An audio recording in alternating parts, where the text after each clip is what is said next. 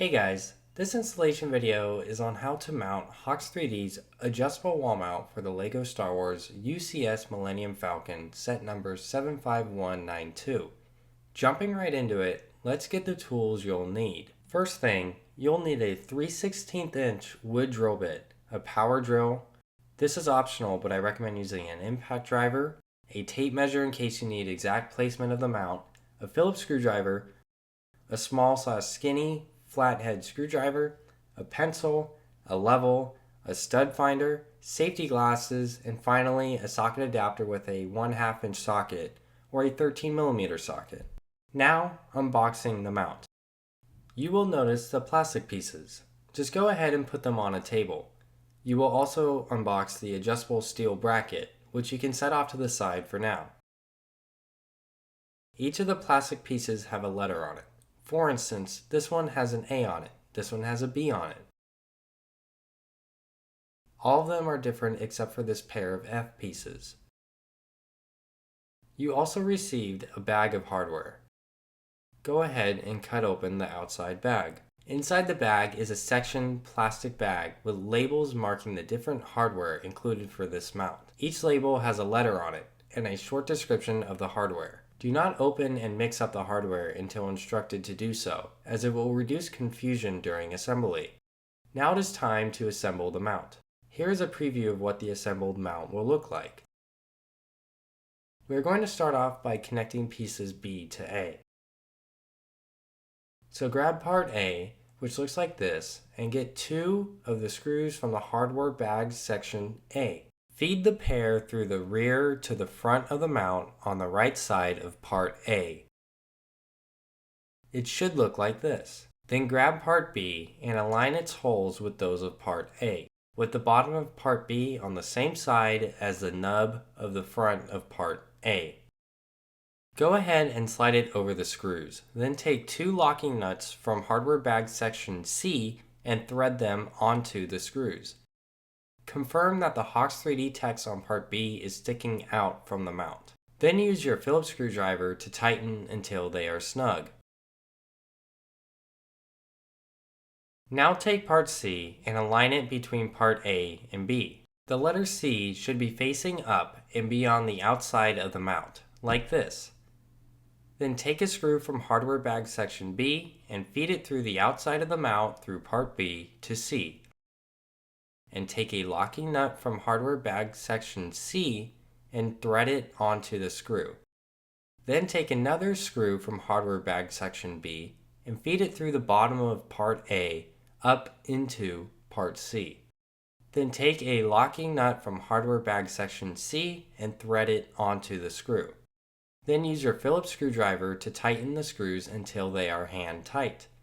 Now let's do the opposite side. So get 2 of the screws from hardware bag section A and feed them through the rear to the front of the left side of part A. Grab part D and align it as you see in the video, matching part B. Go ahead and slide it over the screws, then take 2 locking nuts from hardware bag section C and thread them into the screws. Then use your Phillips screwdriver to tighten the screws until they are hand tight. Now take part E and align it between part A and D. The letter E should be facing up and be on the outside of the mount, like this. Next, take a screw from hardware bag section B and feed it through the outside of the mount through part D to E. And take a locking nut from hardware bag section C and thread it onto the screw. Then take another screw from hardware bag section B and feed it through the bottom of part A up into part E. Then take a locking nut from hardware bag section C and thread it onto the screw. Then use your Phillips screwdriver to tighten the screws until they are hand tight. As of now, your mount should look like this.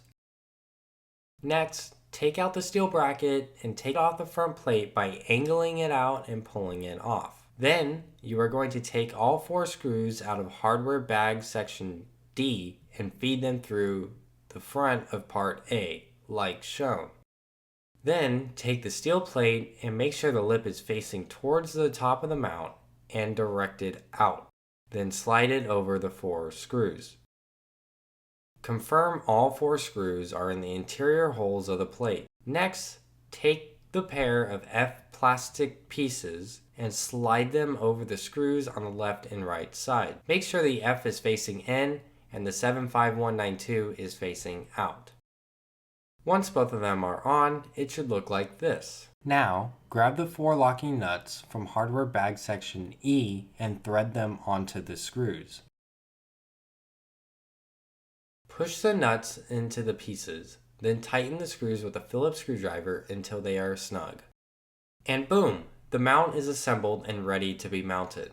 Now, let's install the mount onto the wall. I highly recommend a vacuum and a towel on the ground during this step to control any debris, and having a second person around will help, especially when placing the Falcon. First things first, grab your stud finder and pencil. For reference, the top lag bolt location on the bracket is about the center of the Falcon when mounted. So use this information to determine where you want to brace this mount. After deciding the area you want to mount the Falcon at, take your stud finder and find the center of the closest stud. Then mark it with your pencil. Next, take your skinny flathead screwdriver, and although not required, I highly recommend using it to confirm the stud location before drilling a large hole by punching it through the wall at your mark. If it stops shortly, that indicates there is indeed a stud at that location. Next, take your level and the steel mount. Make note of the arrow direction that is on the mount here. It must point up. Take the level and place it on the side of the steel bracket like this. Level the mount on your mark, then mark the 2 hole locations. Again, just to confirm, take your skinny flathead screwdriver and double check there are studs at your marks. Now, put on your safety glasses and take your power drill and drill bit and load it into your drill. Go ahead and drill your 2 holes at your marks. I recommend having the second person help out by holding the vacuum beneath your drill, like this, as it'll help reduce the amount of dust. Once you have your 2 holes pre-drilled, go ahead and suck the debris out of the holes and clean up the wall. Now, grab your socket and load it into your impact driver. You can use a regular power drill for this, but I recommend using an impact driver. Now, load 1 washer from hardware bag section G onto each lag bolt from hardware bag section F. Then, load the bolt with the washer into the socket, align the bracket with a level, and torque the lag bolts in one at a time with your tool. Make sure the bracket is perfectly level, as this will ensure your Millennium Falcon will sit straight. Now, go ahead and grab the rest of the mount. Set it on the steel bracket like this, with the holes in the lip of the steel plate going over the edges on the steel bracket.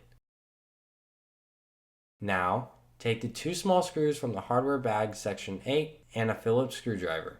Screw on the small screws into the back of the mount like this. Make sure not to cross thread or over tighten them. Your mount should now look like this.